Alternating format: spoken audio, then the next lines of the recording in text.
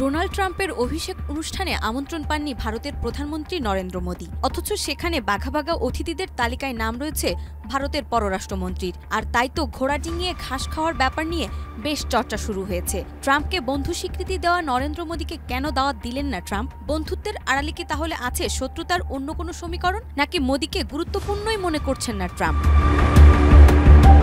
250-টিরও বেশি design option নিয়ে Walton smart fridge, বোঝে আপনার প্রয়োজন।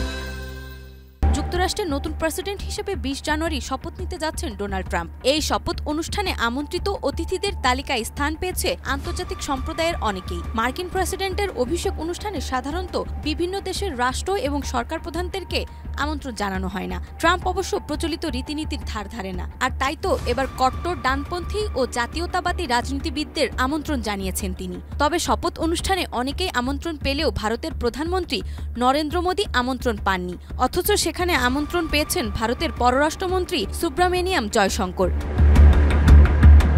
মোদির নাম না থাকলেও ট্রাম্পের শপথ গ্রহণ অনুষ্ঠানে আমন্ত্রিত অতিথিদের তালিকায় ওপরের সারিতে রয়েছে ইতালির প্রধানমন্ত্রী জর্জিয়া মেলোনি এবং আর্জেন্টাইন প্রেসিডেন্ট জেভিয়ার মিলেনিয়ার নাম। চীনের প্রেসিডেন্ট শি জিনপিংও বাদ যাননি সেই তালিকায়। রুশ প্রেসিডেন্ট ভলোদিমির পুতিনের প্রশংসাকারী হাঙ্গেরির প্রেসিডেন্ট ভিক্টর অরবানও আমন্ত্রণ পেয়েছেন।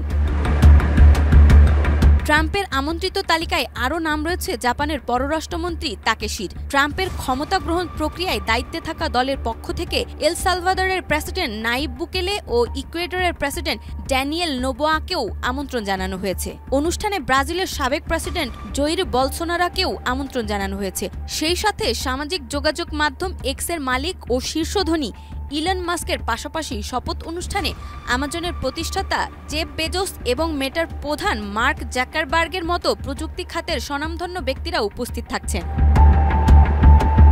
এদিকে বিশ্ব নেতাদের মাঝে মোদির নাম না থাকলেও তা নিয়ে বিতর্কতার মাঝেই ভারতের পররাষ্ট্রমন্ত্রী জানিয়েছেন তিনি ট্রাম্পের অভিষেক অনুষ্ঠানে উপস্থিত থাকবেন। এত কিছুর পরেও প্রশ্ন থেকে যায় ট্রাম্প কেন মোদিকে আমন্ত্রণ জানালেন না। আবার পররাষ্ট্রমন্ত্রী মোদিকে তোয়াক্কা না করেই অনুষ্ঠানে উপস্থিত হচ্ছেন। এত সব কিছুর অন্তরালে কি চলছে? মোদিকে তাহলে অবশেষে জোট ভেঙে একা চলতে হচ্ছে?